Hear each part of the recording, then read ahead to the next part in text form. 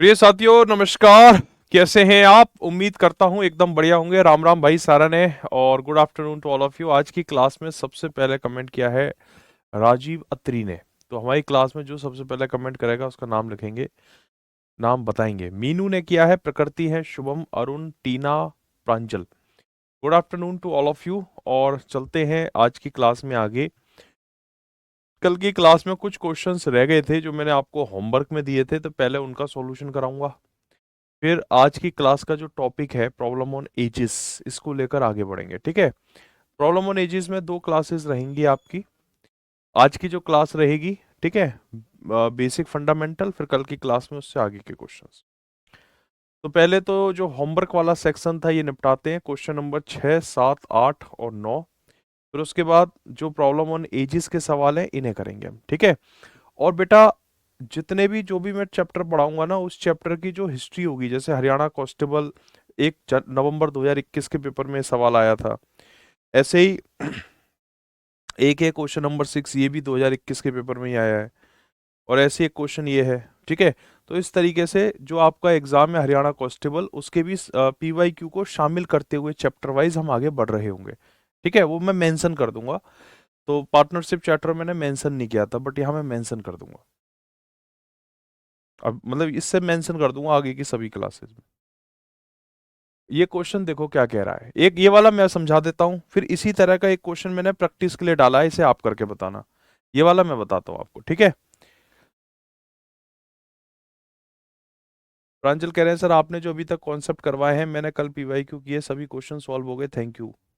भाई मैं जो पढ़ा रहा हूँ ना आपको, तो इसके बेस पे हरियाणा जो का ये जो एग्जाम है ना पुलिस का, इसमें तुम 100% परफॉर्म करोगे, तो इसलिए डाउट में मत रहो। पेपर देने के बाद मैथमेटिक्स में तुम्हारा अच्छा ही रिस्पॉन्स होगा। ठीक है। जो मैं पढ़ाऊंगा उससे बाहर नहीं आएगा, क्योंकि एग्जाम में इतना आ रहा है तो हम तो इतना दे रहे हैं भाई, ज्यादा ही दे रहे हैं, डबल ही दे रहे हैं। क्वेश्चन नंबर 6 देखो। एक व्यक्ति को कुल धन का 3/8 भाग मिला तथा उसके पार्टनर को शेष धन का 3/8 भाग मिला। इसको भी 3/8 मिला, अच्छा उसको भी 3/8 मिला। तो दोनों भागों का अंतर अगर 36 है, तो बताइए कुल धन कितना था। ठीक है जी। तो वो आपसे क्या जानना चाहता है? वो आपसे कुल धन जानना चाहता है, कुल धन। अब आपके पास इस क्वेश्चन को करने के तीन तरीके हैं। पहला तरीका कि माना कि कुल धन एक्स है, और एक्स मान के पूरे क्वेश्चन को कर दें, जो आप बचपन से करते आए हैं। बड़ी फेमस कुछ किताबें हैं अग्रवाल जी की, वो बताती हैं कि एक्स मान के करिए, पर वो तरीके बहुत पुराने हो गए, उन तरीकों पे अब नहीं आना चाहिए। ठीक है। पर ऐसा नहीं है कि वो तरीका बेकार है, बहुत जगह एक्स मेथड ही काम आता है। बहरहाल एक्स मेथड से हम नहीं करेंगे। दूसरा तरीका है कि मैं ऑप्शन को उठा के क्वेश्चन को लपेट दूं। पर आप कहोगे कि सर ऑप्शन में बहुत टाइम लग जाता है। अब इस क्वेश्चन का सही आंसर मान लो ऑप्शन नंबर डी है, तो मैं एबीसी ट्राई करूंगा, हिट एंड ट्रायल करूंगा 3 बार, तब जाके चौथे पे मेरा आंसर सही आएगा। तो ये तरीका भी बहुत अच्छा नहीं है। तो हम क्या करें? ऐसा कौन सा तरीका है जो इस क्वेश्चन को सरलता से कर सकता है? तो इसका एक बहुत बढ़िया मैथमेटिक्स में एक मेथड है। जब भी इस तरह की स्थिति दिखे कि भाई कुल धन का इतना भाग है और उतने भाग का इतना हिस्सा इतने को दे दिया, इस तरह की जब कंडीशन बनती है ना सवाल के अंदर, तब आपको क्या करना होता है कि जो फ्रैक्शंस होती है ना, उनको साइलेंटली ऑब्जर्व करो, फ्रैक्शंस को। और जब फ्रैक्शंस को आप साइलेंटली ऑब्जर्व करोगे, तब आप पाओगे कि डिनोमिनेटर में जो लिखा हुआ ये 8 है, ये सुप्रीम पावर रखता है। मतलब डिनोमिनेटर में जो 8 है ना, इन दोनों डिनोमिनेटर्स, दोनों ही हरों का आपस में गुणा कर दो। इस सवाल में दो भिन्न है, 3/8 और दोबारा 3/8। तो दोनों भिन्नों का जो हर है, उनका आपस में गुणा कर दो, और मान लो कि जो कुल धन है वो कितना है? 8 × 8 64। 64 मान लो। माना कि जो कुल धन है वो कितना है? 8 × 8 64।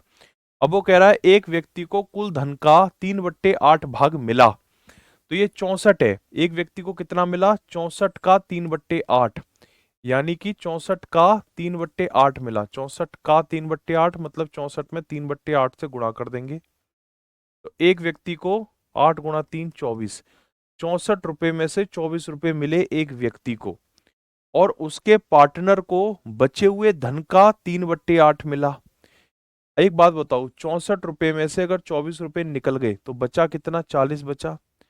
तो एक व्यक्ति को तो 24 रुपए मिल गए, और दूसरे व्यक्ति को जो बचा हुआ धन था, यानी 64 में से 24 को निकालने के बाद जो बचा हुआ धन था, इसका 3/8 मिला। तो जब इसका 3/8 निकालेंगे तो कितना आएगा? तो आप कहोगे सर इसका जो 3/8 है 40 का, वो 15 आएगा।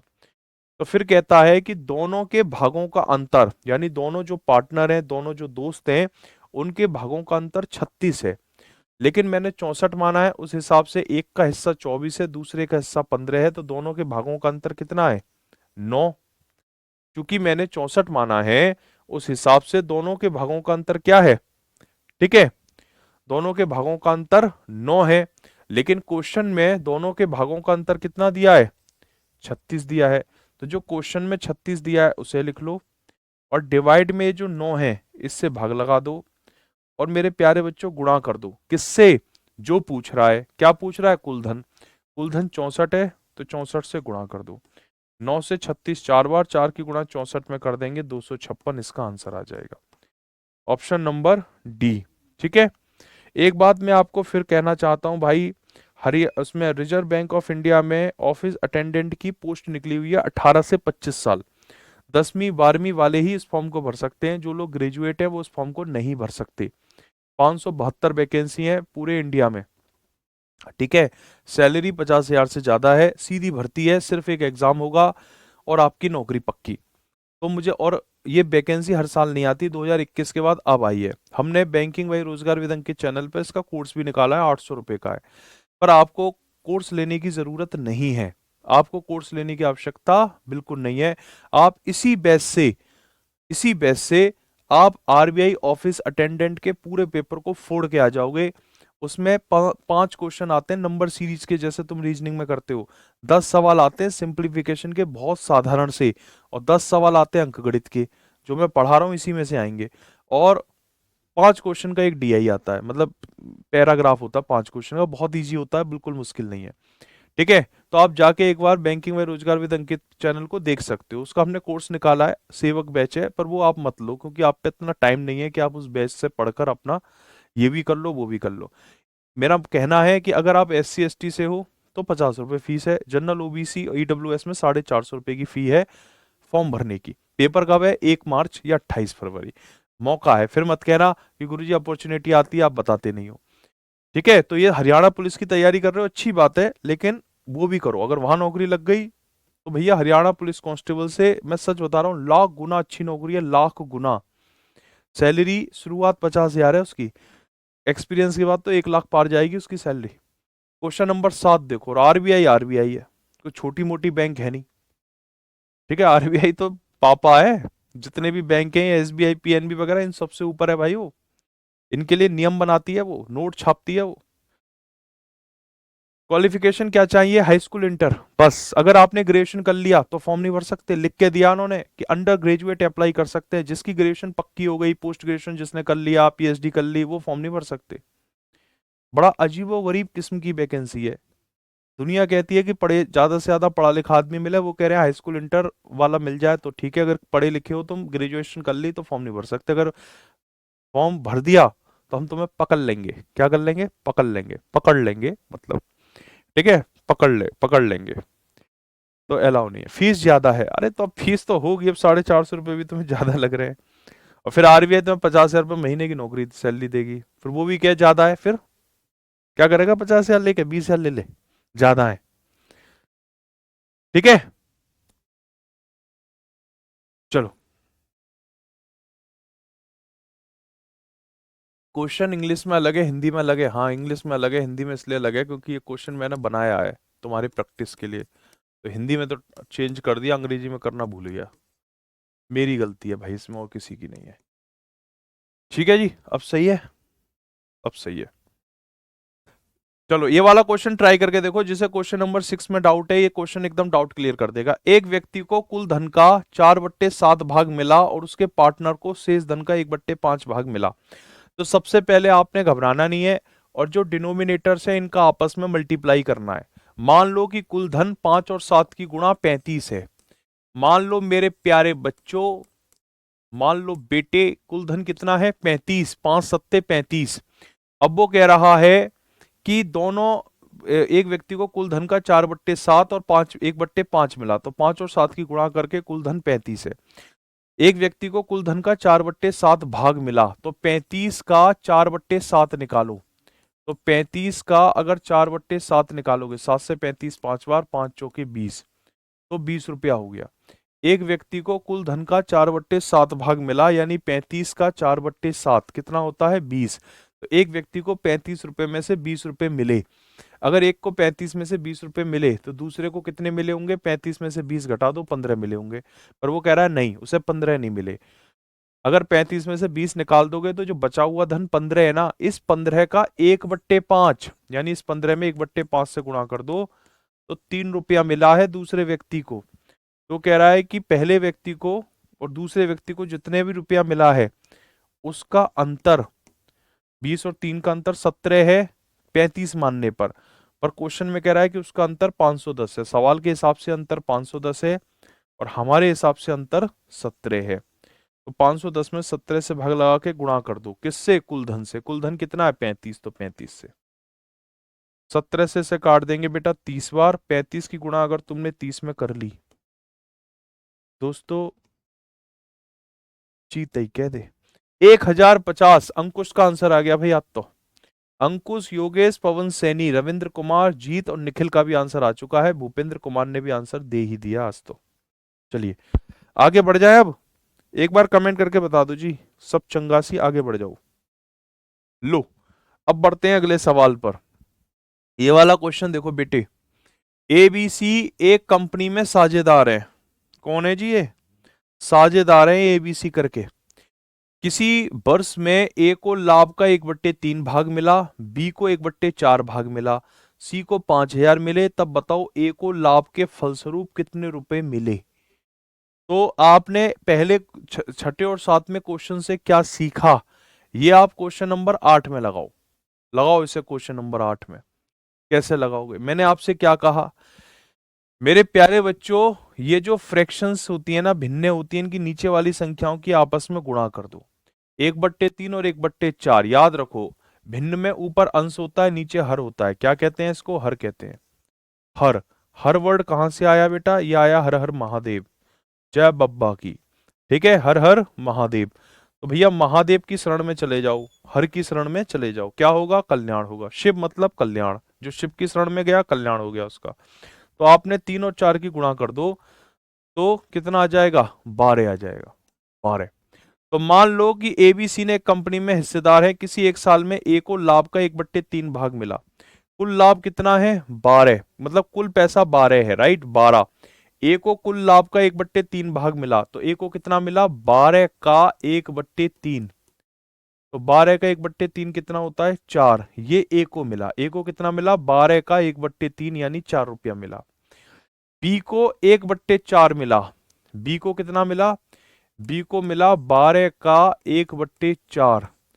तो बी को मिला बेटे 3 रुपया। बी को कितना मिला, 3 रुपया। अगर एक बात बताओ, अगर ए को मिला 4 रुपया, बी को मिला 3 रुपया, तो सी को कितना मिला होगा। तो आप कहेंगे गुरुजी अब आप बिल्कुल चुप हो जाइए, हम बताएंगे, हम बहुत होशियार हैं। ए को अगर 4 मिला, बी को 3 मिला, दोनों भाई को 7 मिला, 12 में से 7 घटा दो तो सी को 5 मिला। कितना मिला, सी को 5। देखो हमने 12 माना था, उस हिसाब से 5 आ गया।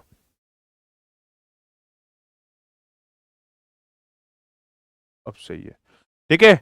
मैंने 12 माना था, उस हिसाब से 5 आ गया, कि भाई सी को मेरे हिसाब से 12 मानने पे 5 मिला। लेकिन क्वेश्चन में सी को कितना मिला, 5,000। तो जो क्वेश्चन में मिला उसे लिखो, और जो आपके हिसाब से सी की वैल्यू 5 थी उससे भाग लगा दो और गुणा कर दो। जो पूछ रहा है, क्या पूछ रहा है, ए को कितना मिला। तो ए को मिला 4, तो जो पूछे उससे कर दो गुणा। 5 से इसे काट देंगे 1,000, और 1,000 की गुणा अगर तुमने 4 में कर दी, तो दोस्तों जलवा है तुम्हारा। देखो विक्रमजीत ने आंसर दिया है 4 की आंसर होगा सर इसका, 4 की। बहुत बढ़िया भाई विक्रम, बहुत होशियार है बेटा तू तो।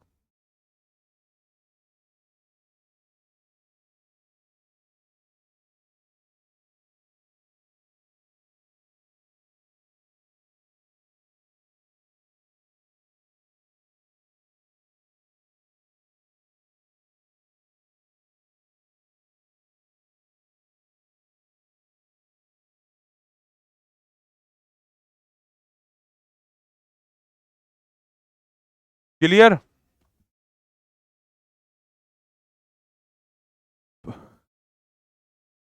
पुलिस डेटा की क्लास कब से स्टार्ट होगी सर? बेटा एक बार संदीप श्रीवास्तव सर से पूछना, मुझे इसकी जानकारी नहीं है कब से होगी। ठीक है, मैं तो सिर्फ जो है आपके एग्जाम के ओरिएंटेड जो मैथमेटिक्स है उस पर ध्यान लगाता हूँ, इससे ज्यादा मैं ध्यान नहीं लगा पाता, मुझ पर समय ही नहीं है बिल्कुल भी। लंच तो मेरे हो नहीं पाते, वही छूट जाते हैं। ना आज लंच किया ना कल किया, ऐसी चल रही है लाइफ।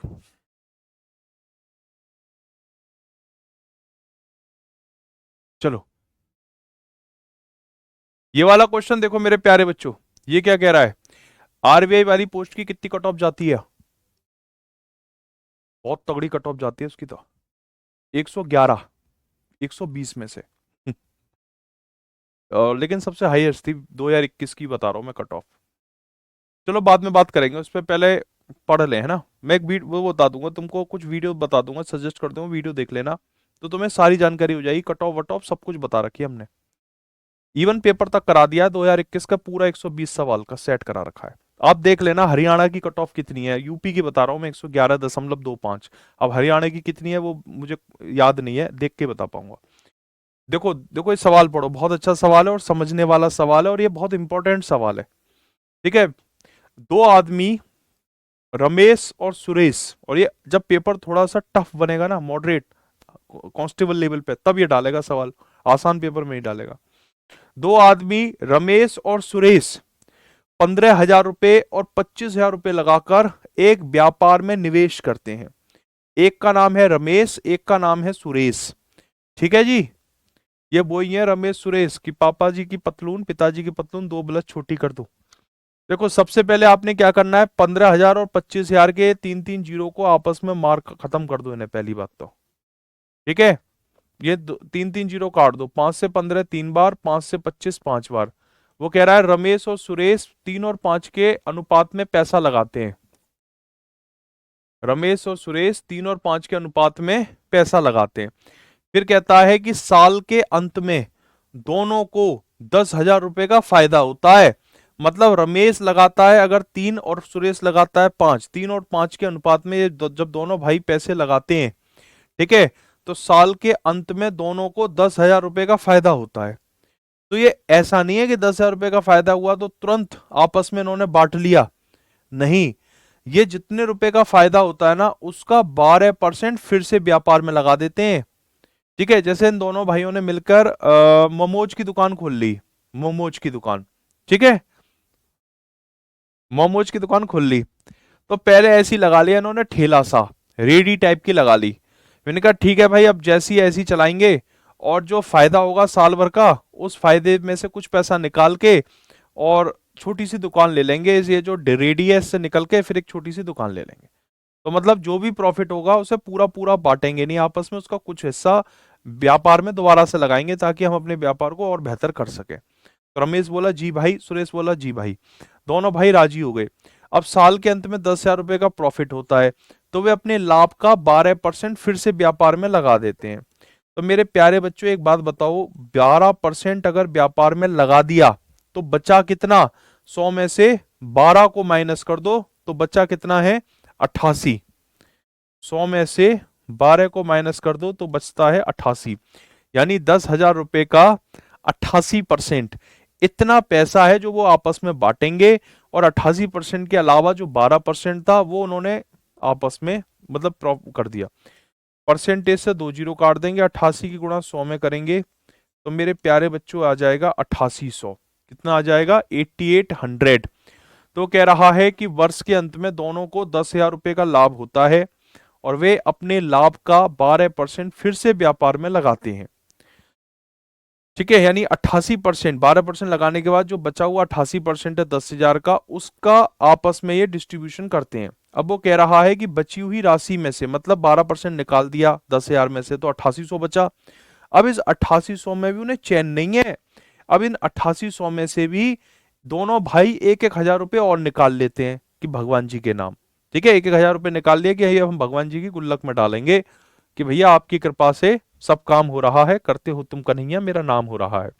तो बची हुई राशि में से प्रत्येक 1,000 रुपये लेते हैं और फिर बची हुई राशि को, यानी 10,000 का 12% तो व्यापार में लगा दिया, 8800 बचा। अब दोनों भाइयों ने 8800 में से 2,000 रुपये और निकाल लिए, ठीक है, ऊपर वाले के नाम पे। तो अब भैया आप कितने बचे, 6800 रुपया बचा उनका, 6800 रुपया। तो अब 6800 पे उन्होंने मन बनाया कि भाई ये जो 6800 बचा ना, इसे हम आपस में बांटेंगे। तो सवाल यह है कि बताओ रमेश का हिस्सा क्या है। तो रमेश का हिस्सा निकालने के लिए बचा हुआ धन कितने में वितरण हुआ, 8800 6800 में हुआ है ना, तो 6800 का 3 और 5 दो टुकड़े करो 6800 के। तो दिए गए धन के रेशो में टुकड़े करने का तरीका यह है कि जो दिया गया धन है उसे लिख लो, डिवाइड में दोनों अनुपातों का योग। रमेश की रेशियो वैल्यू 3 है तो 3 से कर दो गुणा, अट्ठू अट्ठू 64, 8 पंजे 40, 850। और बेटे 850 की 3 से गुणा कर दोगे तो कितना आ जाएगा, ये आ जाएगा 2550, 2550। यानी रमेश को 2550 रुपए मिले, कितने में से, 6800 में से। तो भगवान के नाम पे भी तो ले लिए थे रमेश ने, 2550 रुपए तो उसे व्यापार में मिले, और 1,000 रुपया उसने ले लिया जी मंदिर के नाम पे कि जी ये इसका तो मैं प्रसाद चढ़ाऊंगा बिहारी जी के मंदिर में जाके, बाके बिहारी वृंदावन, है ना।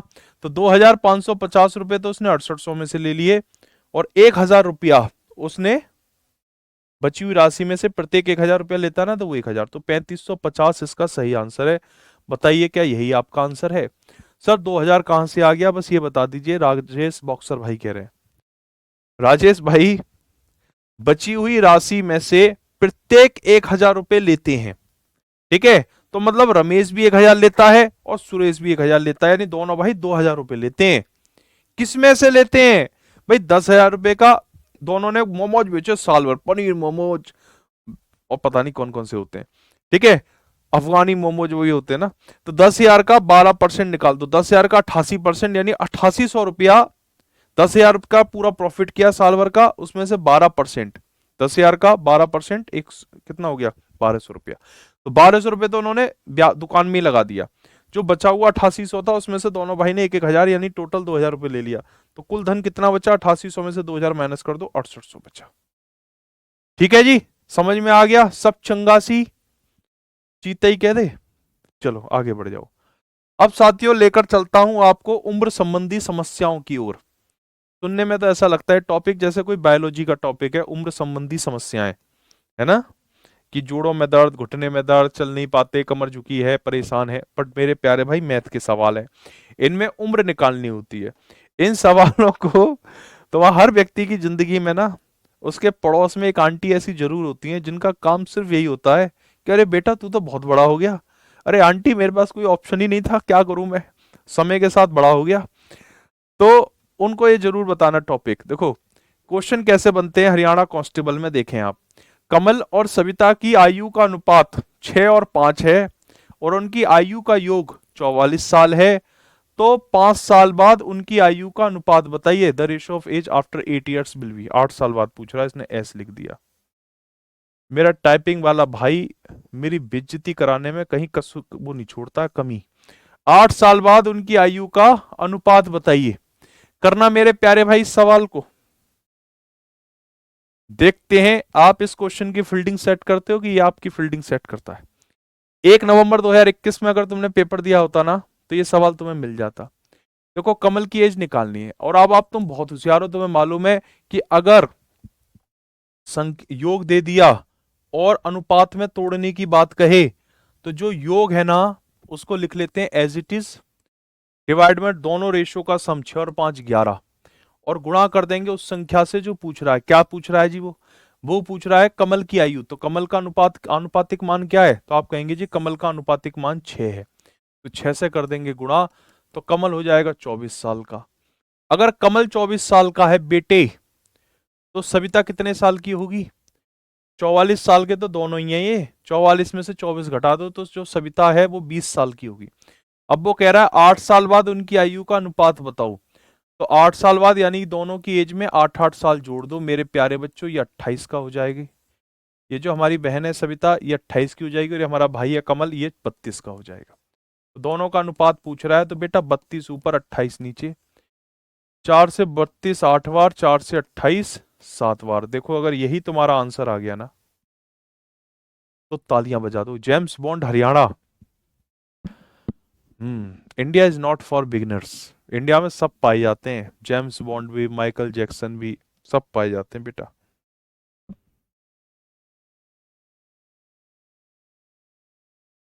ब्रिटेन का जो जेम्स बॉन्ड है ना ओरिजिनल, वो कह रहा होगा हाँ सही कह रहा तू, ये भाई जेम्स बॉन्ड।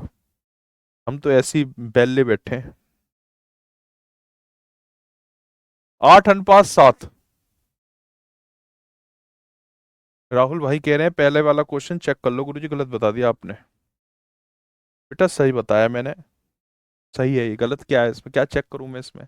ये बता दे तेरे को समझ में आया तो ठीक है, नहीं आया तो रिपीट कर दूं। चेक क्या करना है, सही है ये क्वेश्चन, बिल्कुल सही है लॉजिक इसका। ये वाला क्वेश्चन करके दिखाना बेटे, क्वेश्चन नंबर सेकंड। और मैं आपको बता दूं कि आज जो है मेरे बात हुई है हमारे प्रिय राहुल तेवतिया सर से, आप जानते होंगे उनको, मैथमेटिक्स के सुपरस्टार फैकल्टी हैं आरडब्ल्यूए के। और सिर्फ वो मैथमेटिक्स के फैकल्टी ही नहीं है, आरडब्ल्यूए के डायरेक्टर भी हैं वो। ठीक है, जैसे आरडब्ल्यूए जो संस्था है इसके एग्जीक्यूटिव डायरेक्टर, फाउंडर श्री अंकित भाटी सर हैं। इसके अलावा दो डायरेक्टर हैं इस संस्था के। तो एक है हमारे राहुल तेवतिया सर और एक है नवीन सर। ठीक है, अगर आप उनके इंस्टाग्राम को देखेंगे तो उस पर लिखा हुआ भी है। तो डायरेक्टर का मतलब होता है कि बहुत सीनियर पोजीशन पे, मैनेजमेंट भी वो देखते हैं। तो मुझ पे रहा नहीं गया, तो मैं राहुल सर के पास ही पहुंच गया। मैंने कहा सर वो किताब करवा दो हरियाणा वाली, लक्ष्य हरियाणा, बच्चे बेताबी से इंतजार कर रहे हैं। और मैंने भी बोल दिया है कि भाई उस किताब से बच्चे प्रैक्टिस करेंगे। तो वो बोले कि तो सर तो किताब क्लास थी, अभी भी चल रही होगी क्लास, तो थोड़ा जल्दी में थे। बोले कि शोभित मैं मिलता हूँ तुमसे, पहले तुम अपनी क्लास कर लो, इधर मैं कर लेता हूँ। तो अभी क्लास के बाद में मुलाकात करूंगा और मैं लगातार कोशिश कर रहा हूँ बेटा जल्द से जल्द किताब वो आप तक पहुंचे। ठीक है, तो उस किताब के थ्रू आप ना और प्रैक्टिस कर पाओगे बढ़िया तरीके से, मजा आएगा आपको। क्योंकि एग्जाम में ज्यादा समय नहीं है, तुरंत होगा एग्जाम ये। के और एम की आयु का अनुपात 7 और 5 है, उनकी आयु का योगफल 72 है। 9 साल बाद के और एम की आयु का अनुपात बताओ। तो मैं इस क्वेश्चन में ज्यादा समय नहीं लूंगा, तेजी से कर को करो बेटा। कैसे करोगे? दोनों की जो आयु का योग है उसमें दोनों की आयु के अनुपात का योग से डिवाइड कर दो। 7 और 5 12। और के की आयु निकालनी है, तो के की रेशो वैल्यू कितनी है 7, तो करते हैं 7 से गुणा।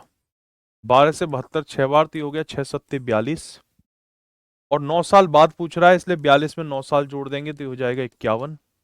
अब ऐसी एम की आयु निकालें, तो के और एम की आयु का योग है 72, डिवाइड में 7 और 5 का योग 12। ये सब करने की जरूरत नहीं है, दो बंदों की आयु 72 है, उनमें से एक 42 साल का तो दूसरा 30 साल का होगा। 30 में 9 जोड़ेंगे तो 39। 51 और 39 का रेशियो कितना होता है? 17 और 13 होता है। यही इस क्वेश्चन का आंसर है, सी फॉर चंदू चाचा। ठीक है जी। हाँ जी 17 बेटा, 17 13 होगा। तीन, एक बात बता, 3 से 39 को 11 बार कैसे काट देगा? है 11 गुणा 3 33 होते हैं। क्वेश्चन नंबर 3 देखो, दो व्यक्तियों की वर्तमान आयु 46 साल और 60 साल है। के वर्ष के बाद उनकी आयु का अनुपात 4 और 5 हो जाता है, तो के का मान बताइए क्या होगा? दो व्यक्तियों की वर्तमान आयु कितनी है बेटे? 46 और 60।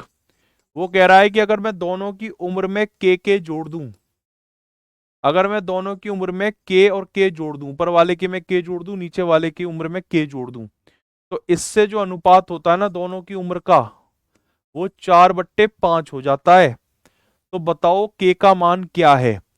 तो मेरे प्यारे भाई, क्रॉस मल्टीप्लाई नाम की एक चीज होती है, वो कर लो।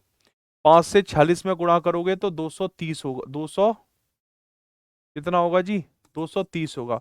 आप कहोगे गुरुजी आप क्या रटे रटके बैठे हो, कैसे पता है आपको? देखो मैं तुम्हें टेक्निक बताता हूं, दिल सा खुश हो जाएगा तुम्हारा।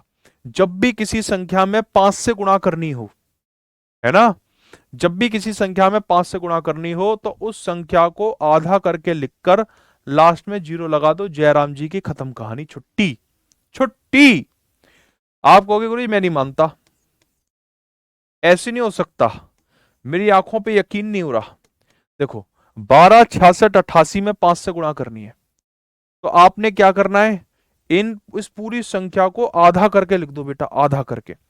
जैसे 8 का आधा 4, 8 का आधा 4, 6 का आधा 3, दूसरे 6 का आधा 3, 12 का आधा 6 और लास्ट में एक जीरो लगा दो। 633 440। ठीक है। अब आप कहोगे गुरुजी मुझे तो सबूत चाहिए, मुझे चाहिए सबूत।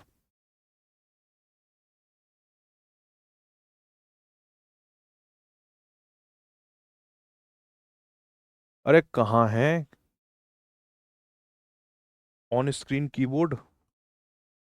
अब मतलब ऑन स्क्रीन कीबोर्ड निकालने के लिए भी मैं कमांड दूं इसको? धोखा दे गया रे यार, ऑन स्क्रीन कीबोर्ड नहीं आ रहा है इसमें। अपने फोन में देख लो तुम, ऑन स्क्रीन कीबोर्ड आ नहीं रहा, अब कैसे आएगा वो देखना पड़ेगा मुझे। ठीक है, यही होगा ना 633 440। ठीक है, यही होगा बेटा 633 440। अगर आप मल्टीप्लाई करेंगे 12 66 88 की 5 से, तो 633 440 आएगा। ये टेक्निक यूज करनी है आपने। के की गुणा 5 में करनी है 5 की, 4 की गुणा 60 में करनी है 240, 4 की गुणा के में करेंगे 4 के, 5 के में से ये 5 के, 4 के 5 के में से माइनस हुआ के, 240 में से 230 माइनस करेंगे 10। ऑप्शन नंबर ए 10 क्वेश्चन का सही आंसर है। मेरे प्यारे भाई शंभू और देवेंद्र, ये दोनों, अच्छा देवेंद्र एक ही मैसेज को 1000 बार कॉपी पेस्ट कर रहा है। बेटा देवेंद्र रुक जा, मैं तुझे आंसर दे दूं तभी तेरी आत्मा को शांति मिलेगी, न तूने तो बैंड सी बजा दी है, धै कॉपी और धै कॉपी।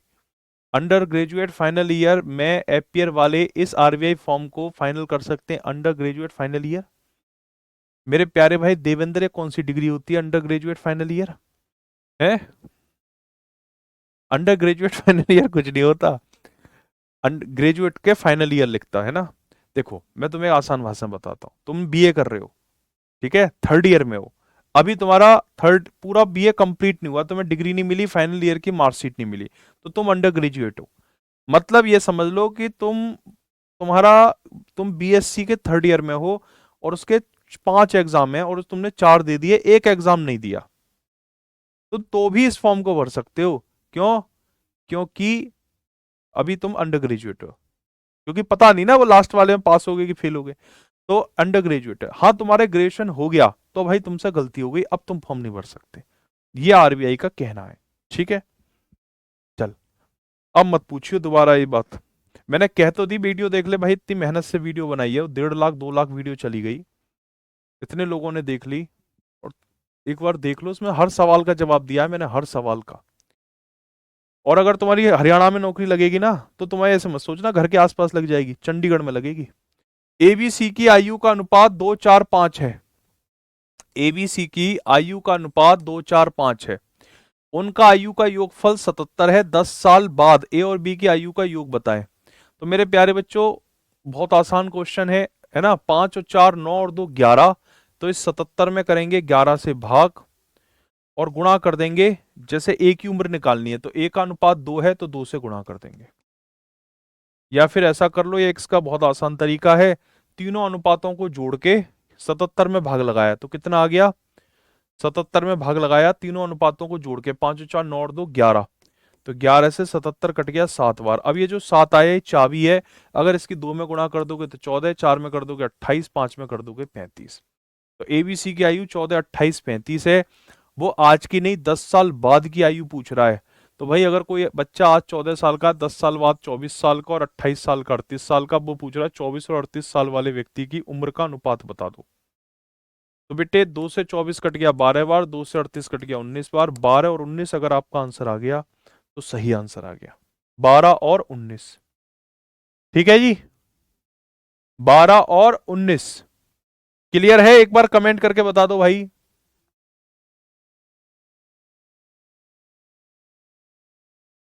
बहुत शानदार, 12 और 19 आ गया सर हमारा, बहुत शानदार।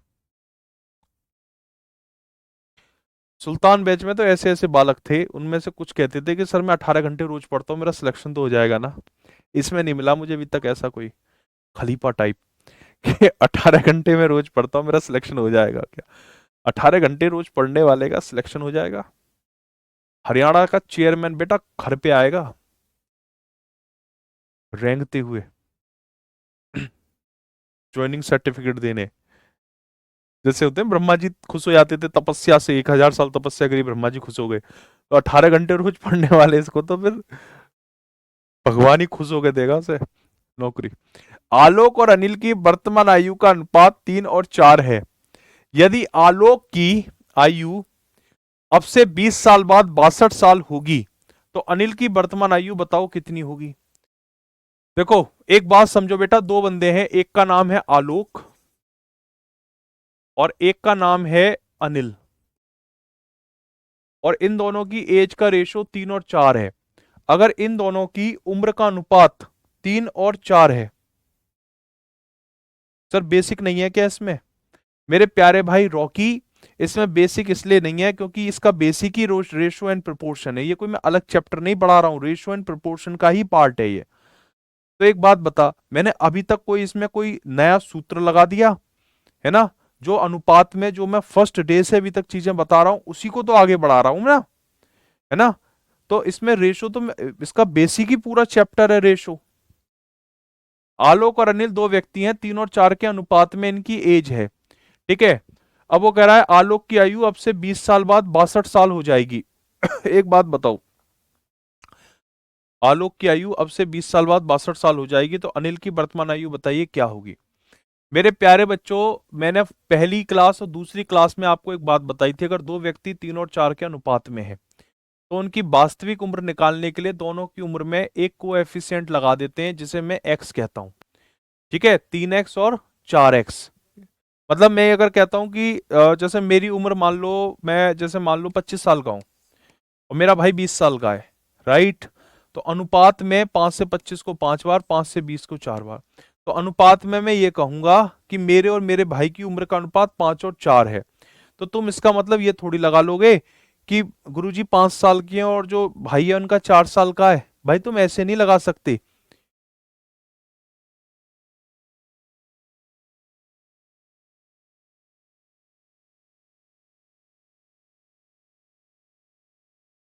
ठीक है, तो आप देखो बेटा 5 और 4, 5 और 4 का रेशो यहां पर बनेगा।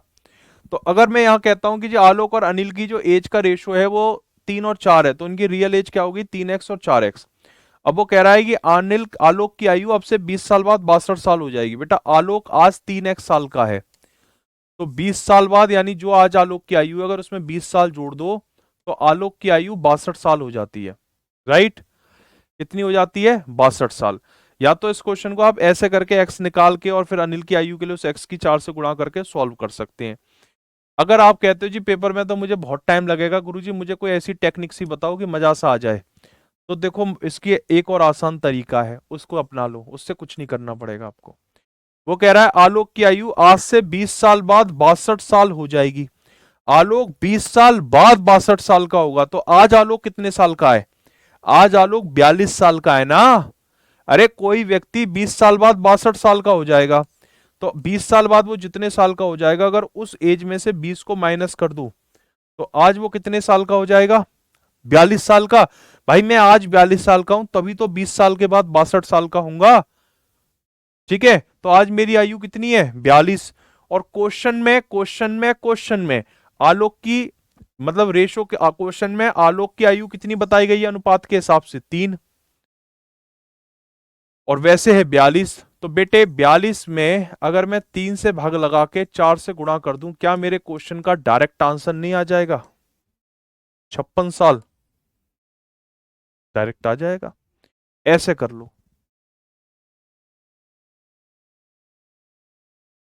मेरे प्यारे बच्चों, मेरे प्यारे भाई देव, तुम कह रहे हो आरबीआई का फॉर्म कॉलेज करने वाले भी भर सकते हैं क्या? मेरे प्यारे भाई देव, तुम एसीपी प्रद्युम्न हो क्या? है कि दया ने कहा कि एसीपी साहब ये मर चुका है, इसका मतलब समझे दया अब ये सांस नहीं ले सकता। अरे मेरे भाई जब मैंने तुझे बता दिया कि जिसके ग्रेजुएशन पूरी नहीं हुई वो फॉर्म भर सकता है, ठीक है, तो कॉलेज वाले भी फॉर्म भर सकते हैं का क्या मतलब है? तुम कॉलेज में हो या महाविद्यालय में हो या स्टैनफोर्ड यूनिवर्सिटी में हो, तुम बहुत बड़ी कहीं की भी हो तुम, ठीक है, लेकिन तुम्हारा ग्रेजुएशन नहीं पूरा होना चाहिए। बस आरबीआई को ये दिक्कत है कि पढ़ा लिखा है जी, कितना पढ़ा लिखा है, ग्रेजुएशन कर लिया, अरे भागो इससे दूर, इससे दूर। ग्रेजुएशन नहीं, हाई स्कूल इंटर पास चाहिए मुझे, ठीक है, वो वाला हिसाब किताब है। और तुमसे बात करते हुए बड़ा अच्छा सा आइडिया है, इस पे मीम बनाऊंगा एक वो चलता ना साउथ इंडियन वाला, वही मीम बनाऊंगा। बहुत ही बढ़िया यार, ये तो बनाना पड़ेगा। रोहित और अक्षर की उम्र का अंतर 12 साल है, उनकी उम्र का अनुपात 3 और 5 है। अक्षर की उम्र कितनी है? अक्षर की उम्र बताओ, क्वेश्चन नंबर 6 का आंसर बताओ। एक वो चलता है ना सोशल मीडिया पे, मक्खी मच्छर जो बोलता है, जानते होगे तुम। कल शाम मुलाकात हुई हमारी उनसे, राजा जी से। यहीं रहते हैं वो, इधर ग्रेटर नोएडा के ही है वो। तो यहाँ एक मार्केट है पास में ही, जगत फार्म, उसमें उनको उनके दर्शन हुए दर्शन होते हैं ना ऐसों के। तो करना बेटा इस वाले क्वेश्चन को जल्दी से। रोहित और अक्षर की उम्र का अंतर 12 साल है, उनकी उम्र का अनुपात 3 और 5 है। अक्षर की उम्र बताओ।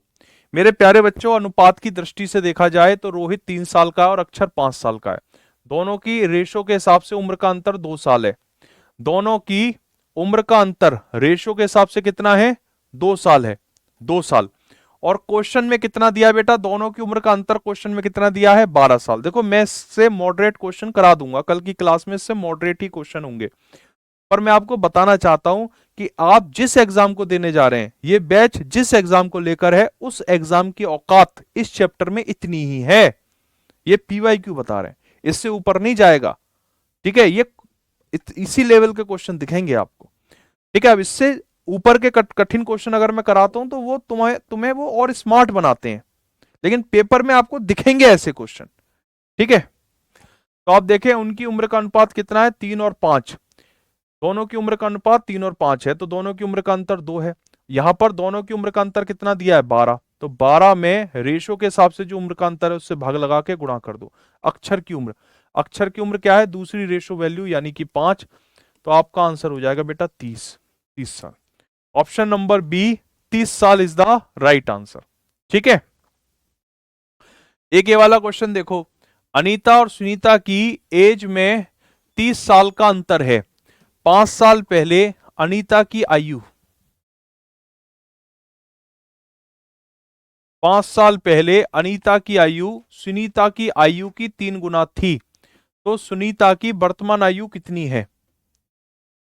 अरे भाई हाई लेवल क्वेश्चन करा दो यार, मुझे एक बात समझ में नहीं आती है। अगर तुमको हाई लेवल क्वेश्चन करने हैं तो फिर तुम ये ऐसा बैच क्यों ले लेते हो? ये बैच जिस एग्जाम के रिगार्डिंग है मैं वही तो पढ़ाऊंगा तुमको। अब तुम ये अपेक्षा करो कि मैं बैच ले लूं कांस्टेबल के लिए, हरियाणा पुलिस के लिए, और तैयारी में करूं जो है एसएससी सीजीएल की, तो ये तो फिर गलत है ना। फिर एसएससी सीजीएल में क्या पढ़ाएं? फिर उसमें बैंकिंग का पीओ पढ़ा दें एसबीआई का, और एसबीआई पीओ में पढ़ा देता हूं फिर मैं कैट, और कैट में पढ़ा देता हूं आईआईटी। ये कोई सेंस है बात का?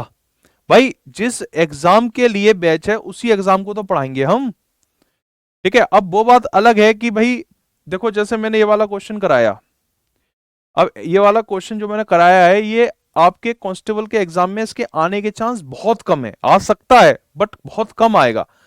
जो आने वाले क्वेश्चन है वो मैंने ऐसे खूब करा दिया आपके। तो ये आने वाले क्वेश्चन है, इनकी हिस्ट्री है, पीवाई क्यों है, ये प्रीवियस ईयर क्वेश्चंस है।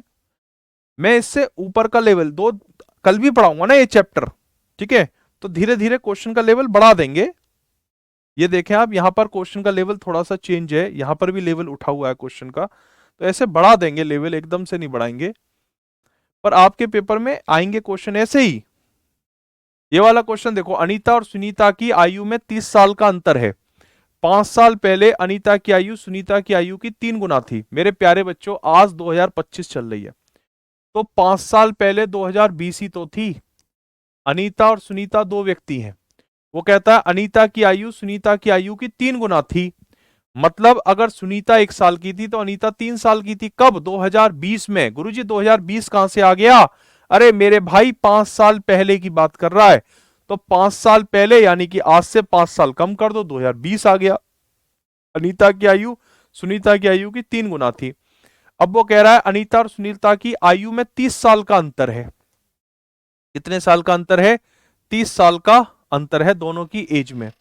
तो पूछ रहा है कि बताइए सुनीता की करंट एज क्या है? ये क्वेश्चन आपसे पूछ रहा है, बताओ इसको।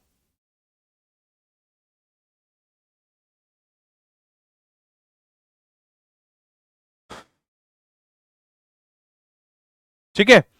अब एक बात समझो बेटा, अगर मैं ये 3 और 1 का अनुपात है ना, अगर मैं दोनों में x कोएफिशिएंट डाल दूं, मतलब मान लूं कि सुनीता की आयु x है तो अनीता की आयु 3x होगी। ये 2020 की आयु है इन दोनों की, 2020 की आयु है मेरे प्यारे बच्चों, ये 2020 की आयु है। 2025 में इनकी आयु क्या होगी, चलो मैं इसी में जोड़ देता हूं। अगर 2020 में इन दोनों की आयु ये है तो 2025 में इन दोनों की एज में 5-5 साल बढ़ जाएंगे।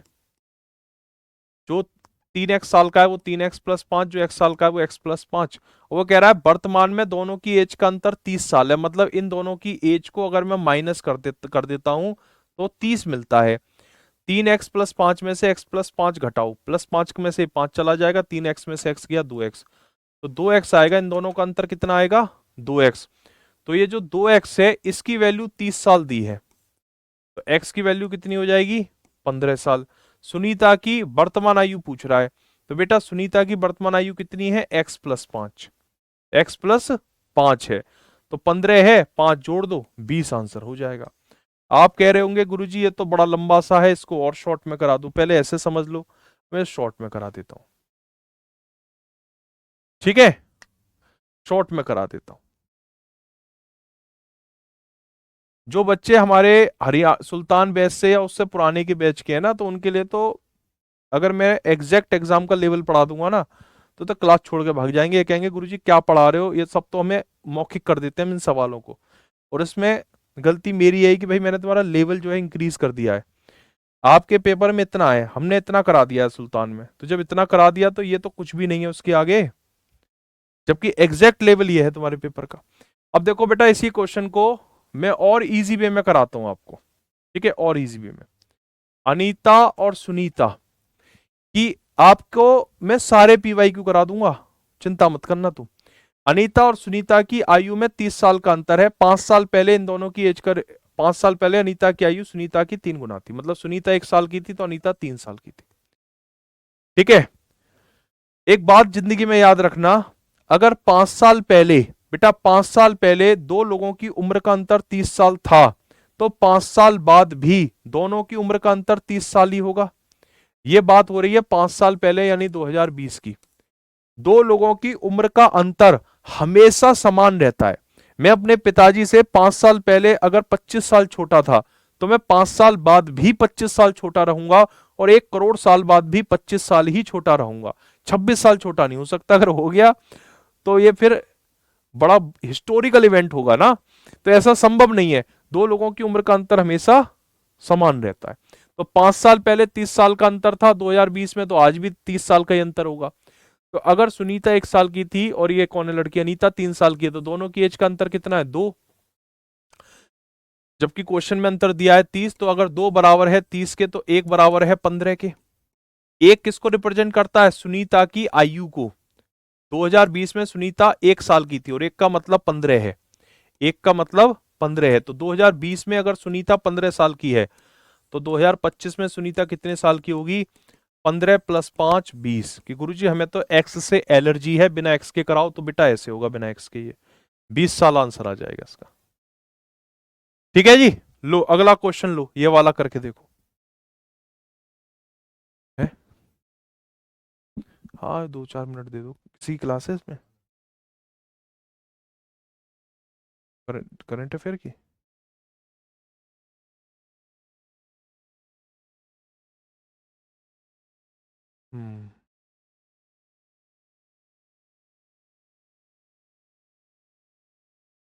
5 साल पहले 2021 था, 20 नहीं था। अरे बेटा कोई बात नहीं, मैंने 2025 के हिसाब से कर दिया यार, तू ले 2021 कर ले, ले 2026 कर ले मैंने।